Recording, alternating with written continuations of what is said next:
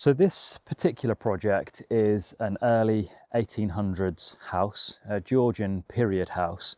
We're right in the national park here on Dartmoor, and the covering was completed last year, which is reclaimed Delabole slate, some of which came off the main roof, some of which was bought in. You'll see some of that shortly. The hip details and the ridge details were originally with clay ridge tiles. They had listed building consent to change to king size mop sticks or king roll. So some of the implications that we've faced is the change from the ridge tiles with mortar where there were access points for the bats, and working out how to make those points still accessible for the bats to enter and roost in the same places without the benefit of holes in the mortar and broken ridge tiles. So come with us now and we will go and have a good look at the veranda. Across towns and cities, villages and coastlines, join Russell Blackaller as he journeys the length and breadth of the country.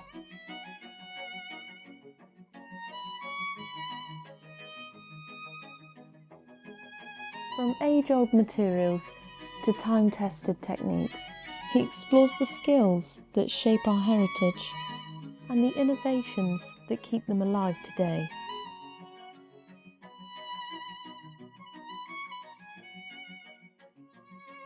In this episode of Heritage Roofing, we are going to be tackling the implications involved when it comes to re-roofing a listed building from an ecological point of view. The people that are going to benefit from watching this video are homeowners, contractors carrying out the re-roofing works, architects, surveyors, planners and consultants. Everyone is going to be left with a deeper, larger, more fulfilling understanding and hopefully a positive journey of re-roofing from an ecological point of view. Welcome to Heritage Roofing. Today we are in the Dartmoor National Park in South Devon, and we are joined with Jenny Reid. And Jenny Reid is a chartered ecologist working in and around the local area and actually further afield as well. So if you want to introduce yourself, Jenny, that would be great. Hi, yes. I run an ecological consultancy in South Devon.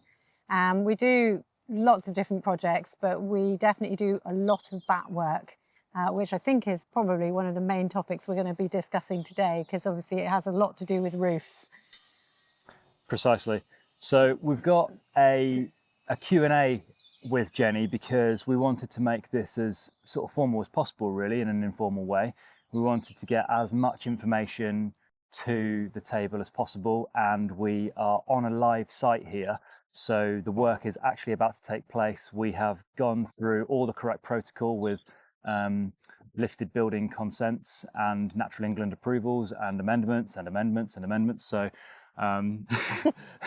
it's not been the easiest job here on this one, but fortunately we've had Jenny to hold our hands all the way through it, and she's going to give us more of an in-depth insight into this particular job, but also heritage roofing in general. So my first question for you, Jenny, is could you explain your role as an ecologist on roofing projects? Sure. Yeah, well, usually we get contacted by a client or an architect. It's not often that we get contacted directly by the roofer, because by that point, when we're in contact with the roofers, the work's actually happening. So often we'll get contacted by an architect, and they will give us the plans of the project.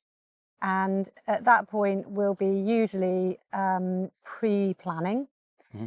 And so we will come and do an initial preliminary ecological assessment and a bat roost appraisal. Now, when we're doing the bat roost appraisal, we'll go inside the building. We'll have a look inside the attic. We'll see if we've got any evidence of bats. So we'll see if there are any droppings. We'll see if there are any bats also in the building. And we will also have a look around the outside of the building to see if there are any access points in and out, or slipped tiles, or any features that could be used by roosting bats. Now, at that point, I think one of the key things to bear in mind is that we have to recommend further surveys if we see bats, see evidence of bats, or if there's potential for bats. So it might not be that there is a bat there, but if there's a potential that one could be roosting there, we have to do further surveys. And the survey, is that the sort of thing that you would do pre-listed building consent application or after? Yes, no, that's pre. Pre. So what we would ideally do is be brought in quite early so that we don't hold the project up. That's the main thing that we don't want to do. We don't want to hold anything up. So we will be brought in as early as possible. We can complete our assessment. The surveys are time restricted. So the nocturnal survey work, where we have to come back in the evening and look to see if bats are coming in and out of the building, they have to be done at a certain time of year. If we miss that window, we can delay projects by quite a bit. So the main take home here is that you need to get the ecologist in really, really early in the process to be able to complete their work. Yeah, so to summarise that, if you own a listed building or a heritage asset, you're planning on working on that property and you want to do it legally, which you should, get the ecologist in before anything. Before you've even got your roofing quotes, get an ecologist that's qualified to come and look at the property and get your initial survey completed quickly, because particularly if you've got water coming in, or if there's a bit of an emergency to get the roof done, then you're going to want to prioritize that in order to speed up the whole process in general. I think the other thing that's really important to note about this as well is often if people need roofing works, they're actually more likely to have bats. So the kinds of things that you would look at to repair and replace, so slipped tiles, lead work that's not bulging or exactly, broken. It's got gaps under it. Anything like that, that's usually where you're going to find your bats as well. Yeah, and particularly on older and listed buildings, a lot of them have high-end or higher-end roofing materials, so good quality slates. So the likelihood is they're going to have lasted for around about a century or thereabouts. So that's a long time for wildlife to start roosting in those properties. So that leads me on to my next question, which is what are the most common ecological considerations when working on listed buildings or heritage projects? It's going to be bats. It is bats. So in terms of all the wildlife, bats. Yeah, but bats and breeding birds. So these can be often a little bit difficult to manage as well, because the time of year when you might want to be doing roofing works. So often Natural England don't want roofing works to happen in the middle of winter. If you've got a kind of building where you might get hibernating bats, then or we've shown that hibernating bats are there, then Natural England won't grant the license for you to do that work legally in the middle of the winter, because you cannot disturb a hibernating bat. Okay. So the slight issue there is... Why is that? Why is that? That's a good question. So when a bat is hibernating, it's slowed its body. Everything that happens in its body is slowed down. Its heartbeat's slowed down. It's gone into a state of torpor. So it's not moving. It's reserving all of its energy for the winter. They're only very small creatures, so they don't have huge energy reserves. So they have to kind of shut down over the winter period. Now, if you're doing works that can disturb a bat during the winter period, it will take so much energy for that bat to rouse itself from hibernation that it is very likely that it doesn't have enough energy to be able to do that without a mortality, so without dying. But also, if it does come out of hibernation, there's not going to be anything for it to feed on. And so it will use all of that energy, not be able to replace that energy because there's nothing to feed on, and it's very likely at that point that it will die. Got you. So that's why quite often when you're trying to move them along to their next roost before winter, is so that they can hibernate in the next roost. Yes, exactly. Right, okay. Or that you're not disturbing them in that current run. It depending on the bat species as well. They roost in multiple different locations sometimes in the same period of time. So in the summer they may move around to different roosts. Some bats don't do that, but some do.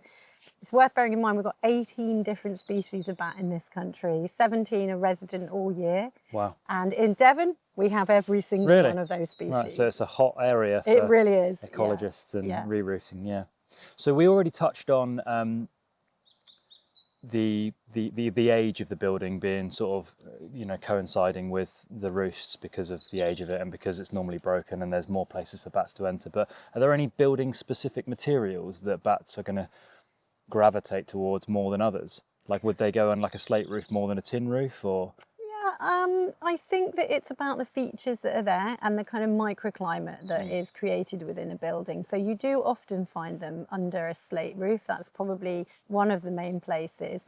A tin roof may not have the same sort of properties in terms of microclimate. You probably know better than me about that. But you will still get bats in pretty much any building. Right. Less so in a very, very new building, unless obviously features have been put in place intentionally. But usually in any kind of old building, it might be that they're roosting in there, but just in a different way. So often, let's imagine we've got an open fronted storage stone barn with a tin roof. You might not get any bats roosting in there in the daytime, but you may get bats roosting in at night. So they'll come in and do what's called night roosting. And so they'll go off and do some feeding. They might be quite a distance away from their day roost, but they'll need somewhere to come and roost in the middle of the night to rest, feed, and then they'll go off and forage some more. And the word roosting comes up quite a lot. So to just break that down for the average Joe that doesn't really understand what a bat's doing when it's roosting, what is it doing? Is it making families, or is it just staying on its own, chilling out, or what is? It's a really good question. All of the above. So yeah, roosting is essentially resting. So where are the bats resting? So different bats, bearing in mind how many different species we have, different bats will do different things. We've got sort of 3-4 main types of behaviour that bats display. So we've got the crevice dwelling bats. So these are quite often the ones that people encounter in their properties, sitting outside in an evening, watching bats flitting around in the garden. So you get all of these very small little bats called pipistrelles, and they will roost in crevices in houses. And when I'm talking about roosting, I'm talking about they'll go in and perhaps under a tile, and they'll crawl up and they'll find themselves a very small little space, and then they'll just stay there and they'll rest during the day. Is it true that they can morph? Can they sort of squeeze their bodies into morph into tiny little gaps? They can go into very small gaps, yeah, absolutely. What size would be the smallest that you found them in? So usually if we're thinking about creating a crevice for a bat, we'd be thinking about anything that's around about 2 centimetres by 2 centimetres. As an entrance point? Yeah, for the crevice dwellers. So then we're getting bigger size access points for different types of bats. So you've got those crevice dwellers, and they will roost in small areas, and you often won't see those. Even if you live in a property, you won't actually see them. Then you get bats that will squeeze in through a crevice, but they like to be able to fly around in a big attic space. And when they roost, what they'll tend to do is you'll often find them at the apex of the roof. So they'll fly in to the roof, and then they'll fly around and they'll roost up at the apex. Why is that? I guess it's the microclimate. Right, yeah, okay. Maybe it's warm there. They don't hang in the way that people think bats hang. They'll just sort of use all of their 4 feet, and they'll sort of lodge themselves up. So they'll need to have quite a big space with timber and felt. I know they really like felt, I think, again, because it gets warm. And they will be able to sort of lodge themselves up on the timber because it's a bit rough. And then you get the bats that need to be able to fly into a roost. And so they've got usually quite a large letterbox sort of size opening. And when they roost, they're the ones that fly in, and they will actually hang upside down. Oh, right. So they're actually flying into the attic space and then maintaining flight. Yes, in the attic exactly, space, right? Okay, exactly. So that's why the entrance points have to be much larger to allow the wingspan in. And they will actually roost hanging upside down. Yeah. So those are all the different types of roosting behaviour that you can get. You'll also get tree roosting bats as well, but we're not so worried about those. Okay, and you mentioned 18 species. We've got 17 that are resident all year round. All year round. And how many of those are protected?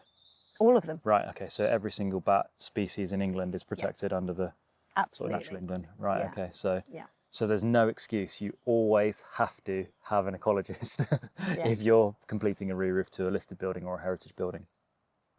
And what legal obligations do contractors and clients have with such species?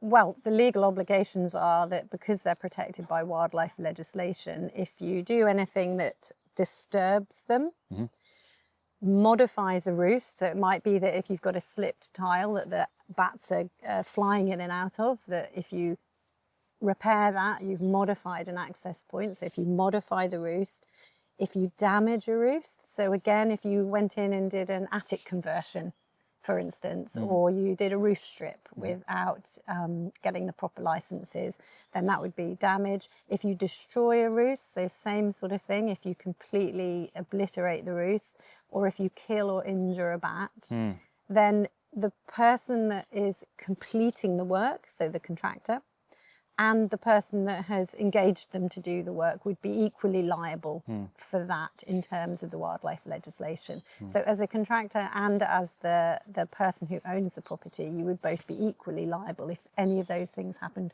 without the correct licensing. And you'll be prosecuted? You will be prosecuted, yep. Is there sentences? Yes, there are. So you can be fined up to £5,000 and you can have a prison sentence as well, depending on... Has there been any cases of prison sentences? I think that no, I don't know. Not sure. Not sure about One to look into. I do know for sure that there have been some quite big publicised prosecutions where people have been fined a great deal of money. Wow. So not just the ecologist, so even just working on a listed building is the same protocol. So it is the contractor and it is the homeowner that are both liable for prosecution if they don't have listed building consent for working on these properties. So it's worth doing them all at the same time. So in terms of, obviously it's a legal requirement to have listed building consent to work on a listed building. Even if it's minor works, the conservation officer does need to know this. So you can't just go and do it and say, oh, you know, it's around the back, or it's okay because Jenny next door can't see it.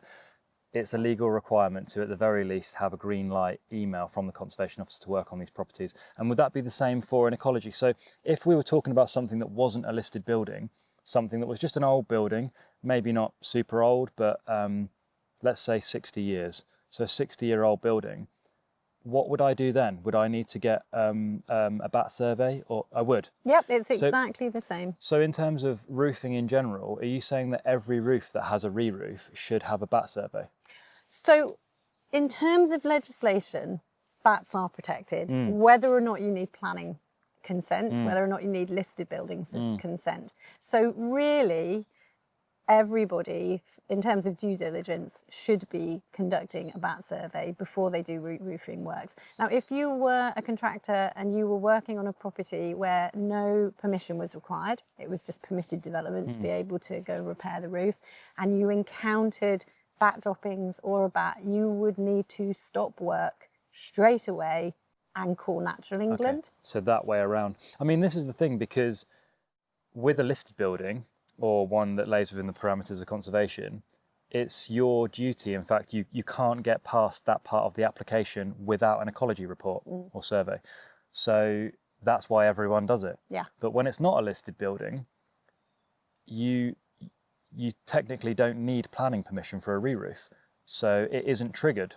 Yeah. So it's the other way around. So as a contractor, it's your responsibility to, if you find a bat, to report it and stop work, close everything down, call an ecologist, get them in.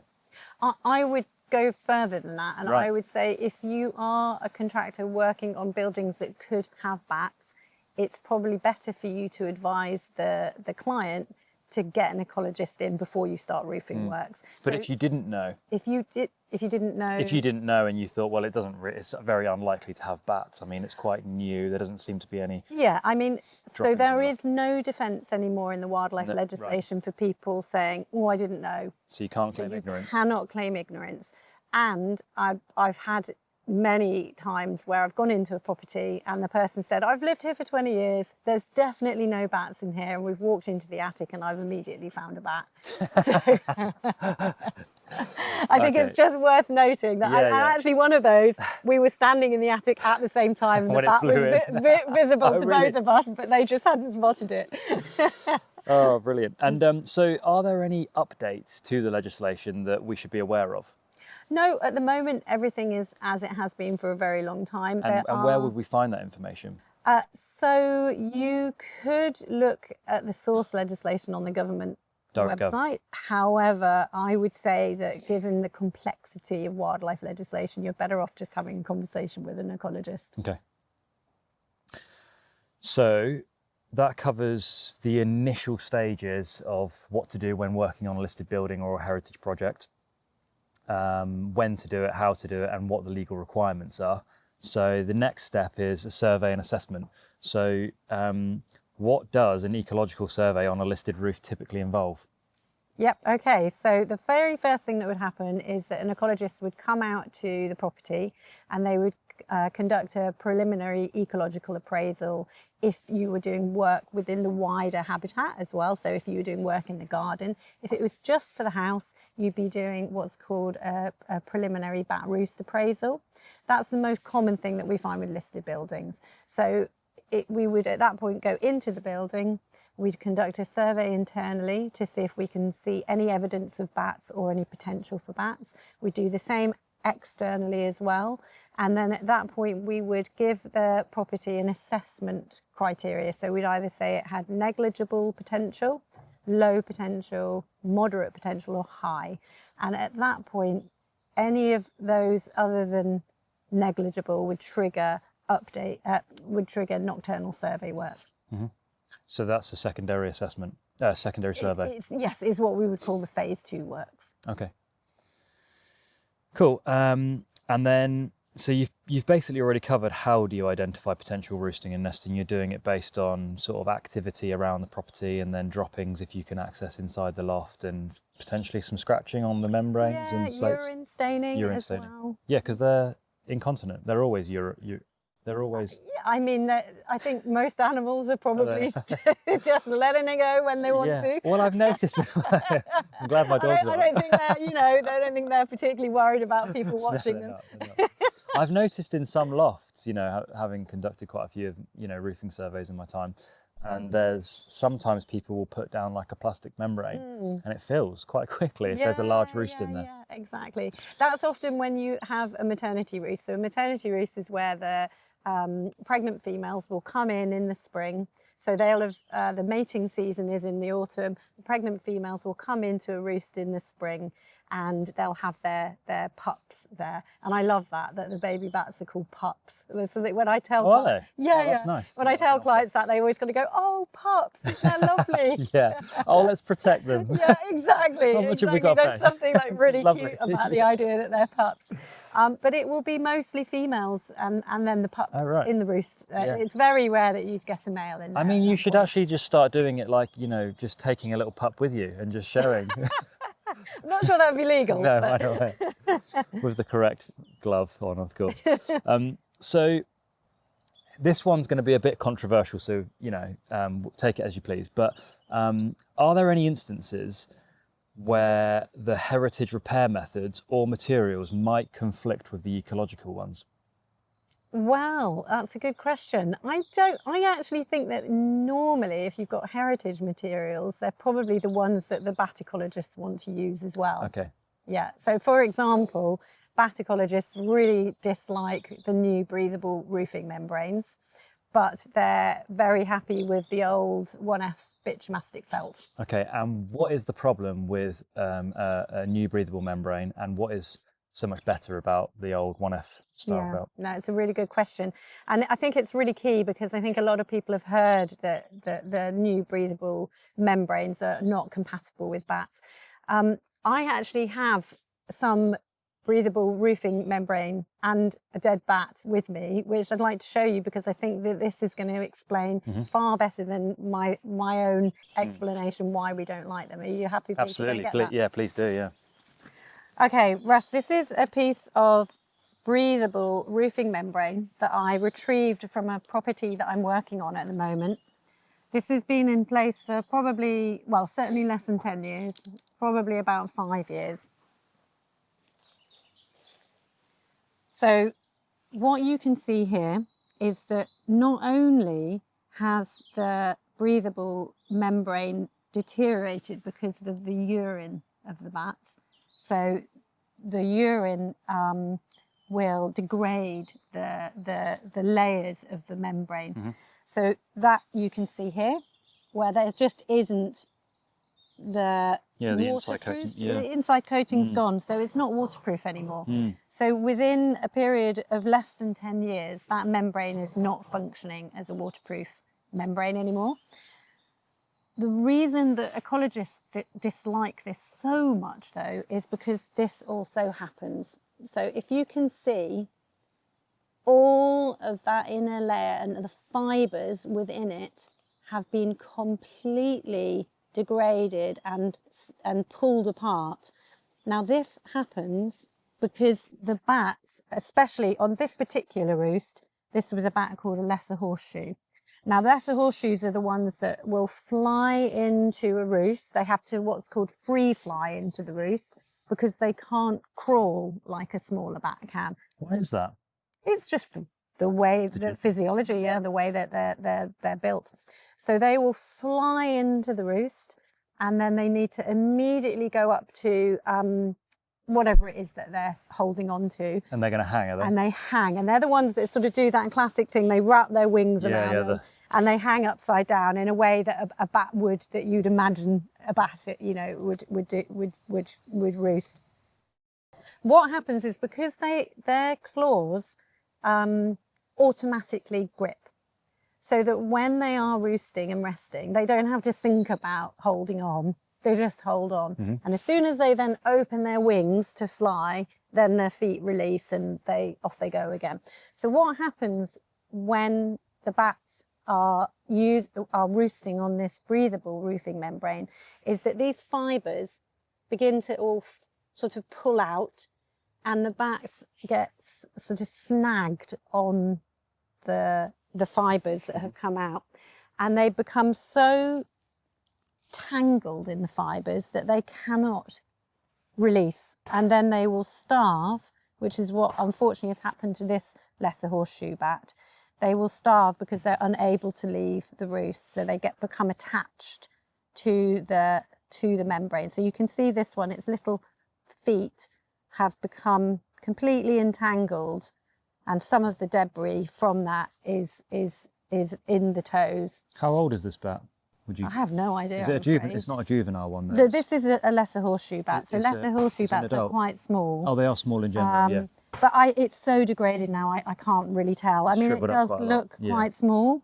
And they need to be hanging in order to take off, do they? So they couldn't be sort of, the idea is that when, like you say, when they open their wings, that is them immediately into flight. Yes, exactly. So this particular bat, there are two species that roost like this. You've got the greater horseshoe bats, which are much bigger than this, and you've got the lesser horseshoe bats, which are these littler ones. And they will literally hang up like that. So this is a really good example of when you're looking at these new membranes that are coming into the market. There's a couple now, and they have to pass a scratch propensity test. And this is like the perfect case study of what a scratch propensity test is. So the bats have obviously been scratching at it in order to, find a good purchase to hang from, to hibernate or to rest. And it's just peeled up all of the fibres, and the fibres are basically killing the bats. So so. And I think in terms of the roofing felt as well, it's just not working anymore. So it's not only killing the bats, which we really don't want. It's just not working as a roofing membrane. Yeah. So I think the other thing to bear in mind is for us to be able to use some of these new membranes, which have passed this snagging propensity test, we have to have a certificate that we can send to Natural England. At the moment, there are only 2 products out there that have this snagging propensity test certificate. Two breather membranes. So otherwise it's the bitumen membrane, and we know that. And it's not just bitumen membrane, it's the 1F. The 1F one. Yeah, okay, because it has to be, and this is really key as well, it has to be the Hessian backed. Oh, because they actually use the Hessian, do they? I guess they probably, I don't know, I think the other bitumastic felts are maybe there's different things woven into them. Yes, exactly. There's different things woven into them. Some of them are just not suitable, so it needs to be the 1F. Okay. So there you go. So it's either 1F as a standard with just adequate airflow, which also needs to go through the ecology sort of protocol as well, because obviously too much airflow can create a different internal environment for them. So it's about getting the airflow right to use a non-breather membrane, but at the same time making sure that that doesn't conflict with the ecological presence. Yeah. I think as well, based on my own professional opinion, I would say that if you've got a bat roost that's a really well used maternity roost, so you've got lots of bats that are going to be in that roost in the summer months, depending on the bat species, we could be talking about hundreds of bats over a period of months. I think that a lot of ecologists would say that ideally in that situation where you have a maternity roost, you still always favour, if possible, the 1F bitumastic, because we know it's tried and tested. Or nothing. Exactly. Yes. Whereas if you have the breathable, the breathable roofing membrane that has the snagging propensity test, that goes on a roost where you've got much lower numbers of bats. What advice would you give about communication and record keeping to roofers with these ecological circumstances? I think that if you're working with an ecologist already, certainly under license, then it's the responsibility of the ecologist to keep a record. We are duty bound by the licensing process to come and undertake audits during the works phase. So we are automatically keeping a register of all the bats that we've seen, any work that's been done. Would you recommend sort of the contractor taking photographs for evidence? Absolutely, or, yes. So if you're working with a contractor and it's under license, or as a contractor working with an ecologist, then as much communication as possible. And I know on the projects that we've worked on together, I'm trying to limit the time that I have to come back to site. I don't need to come and look at absolutely everything, but if I can get photos taken that give us an idea of everything that's happening, how the mitigation's going in place, then that's brilliant, because that's a record of what's happening. And you can have quite good discussions via WhatsApp if you need to be able to, again, come up with solutions for things. I think if you're working as a contractor on a site that you haven't had an ecology survey undertaken on first, then I would say that it's best to keep a record of what you've done. Take photos, especially when you're taking slates off of what's underneath, so that it's really clear that you're really not finding anything. Because what can happen sometimes is it may be that a neighbour thinks that something is occurring that shouldn't be happening, and they may phone the police. And there are wildlife officers who will then come out. Now, if you can say, we haven't had a survey, but look, I've taken all these photographs, there aren't any bats in here, then that's probably going to be a good thing. Ideally, though, I would always, of course, recommend that you just get an ecologist to come and have a look. It's not going to cost a lot of money in the grander scheme of things to be able to just get an ecologist to come and give you an opinion. Yeah, and to put that into context as well, Jenny and I have worked on a few projects together at polar opposite ends of the spectrum. So some have had the full works with various different species of bat and various different ways to manage their access points and exit points, various different material changes that needed to coincide with all of those new access points. And the opposite end of the spectrum, which was one survey, clear as day, there's definitely no animals getting into this part of the building, which was actually a facade.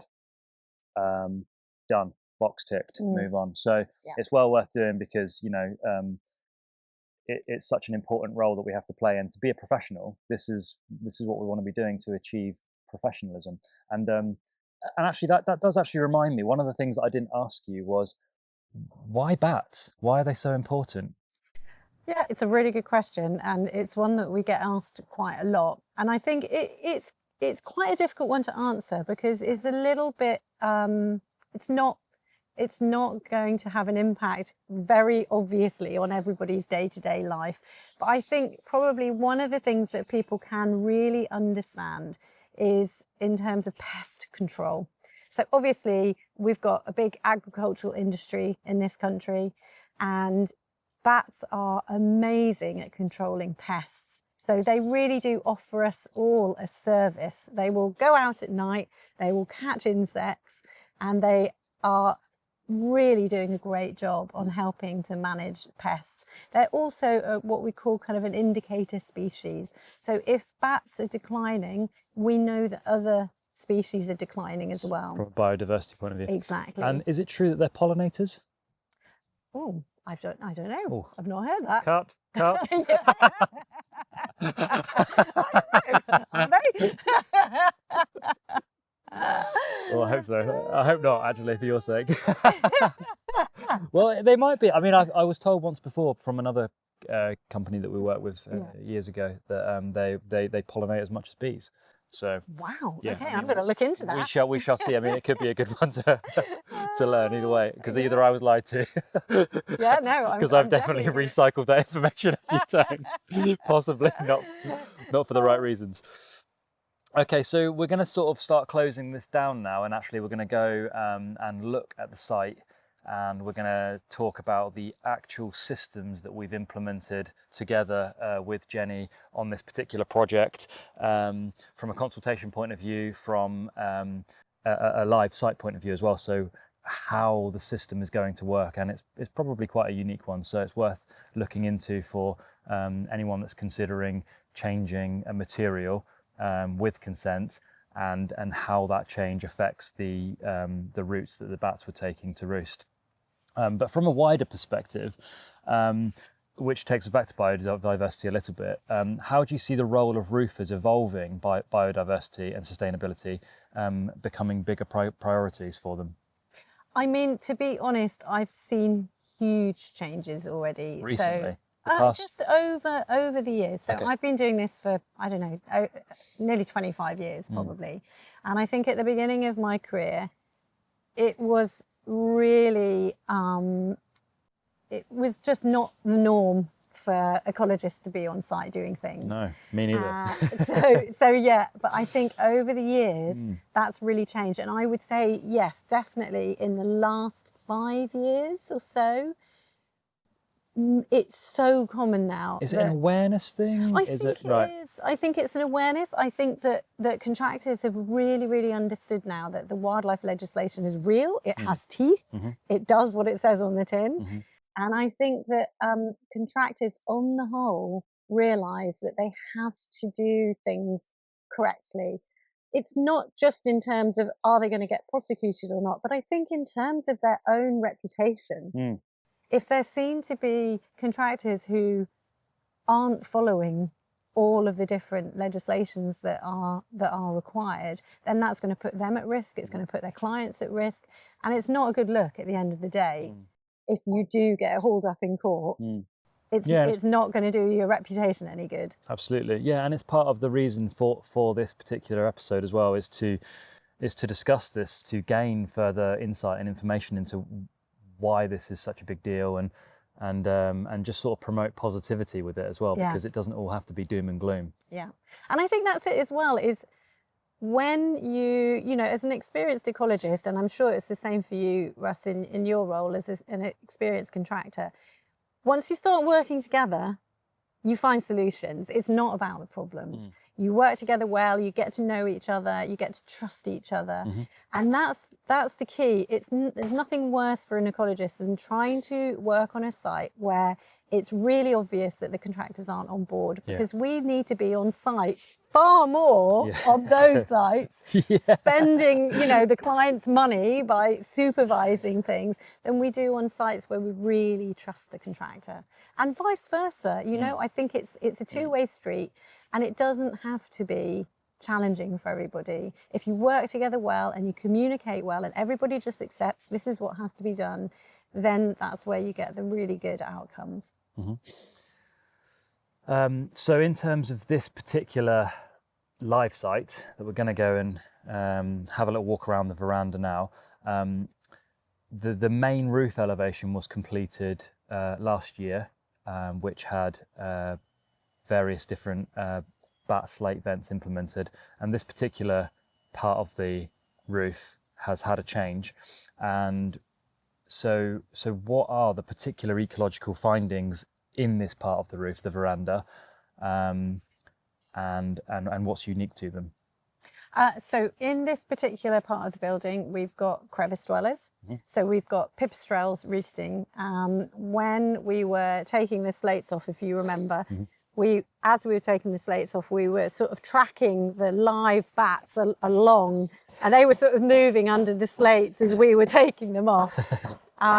Now they were coming up underneath some gaps at the very bottom of the hip end, exactly. And I think as well we noticed that probably there was some raised lead where the veranda meets the side wall of the house. Yeah. And they were getting up under there as well. Yeah. So they weren't breeding in that part of the roof, but we definitely had quite a high use. I think that probably it was low numbers of bats that had been there for a really, really long time. So they've been coming back multiple years in a row. Yeah, and that was evident by droppings mainly, wasn't it? Exactly. There were a lot of droppings, but quite a lot of them were quite old, indicating that there wasn't a maternity roost there. And certainly the surveys that we did certainly didn't identify that either. We just had 1 or 2 bats coming out on each survey. So what we've got on this veranda build-up is a traditional close boarded method. The underside of the close boards are chamfered on the sides, which gives the look from underneath a tongue and groove look. But what we're achieving from this is we've got about 34 mil of depth, which means we can fix straight to the board, so we don't need to batten it. So we don't have to think about adding a counter batten in to manage moisture that can get in from condensation or from driving rain and storms. And we can manage the ecological side of things. So the bats that we found, as Jenny explained earlier, were travelling in at the eave level, and then they were crawling up and across. So what we've done is we've routed out a 20 mil groove. It's 20 mil deep by 25 mil wide, with passing points and entrance points, so the bats can climb in underneath our apron at the bottom through a vent, and then they can travel all the way up until they get to the top. So because we changed from ridge tiles to lead, we don't have the benefit of mortar that's broken anymore, or broken ridge tiles. So we have this system instead. So what we've got is an entrance point around about here. So this is going to be a welded on socket, and then this is going to be bent over the fascia. There'll be traction lines going from the fascia transition point all the way up to this hole. And then this socket will be welded on, so the bats can fly in, start gripping here, crawl up the socket and into the void, and then travel all the way. It'll be routed all the way to the top. They're just halfway there at the moment. And then from their entrance point,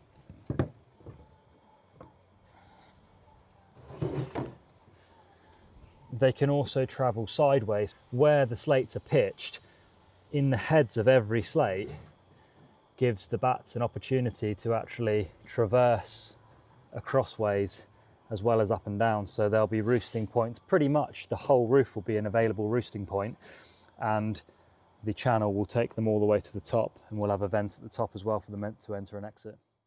Amazing. And then I'll come and have another look once you've got it all done. Yeah. But yeah, I think it's like at each step, to save me having to come back to site, it's great. It's like once you get the slates on, take a picture. Once you know, at each little bit that you're doing, just take a little picture, and then Russ can send it to me, and then we've got it documented. But it's really nice.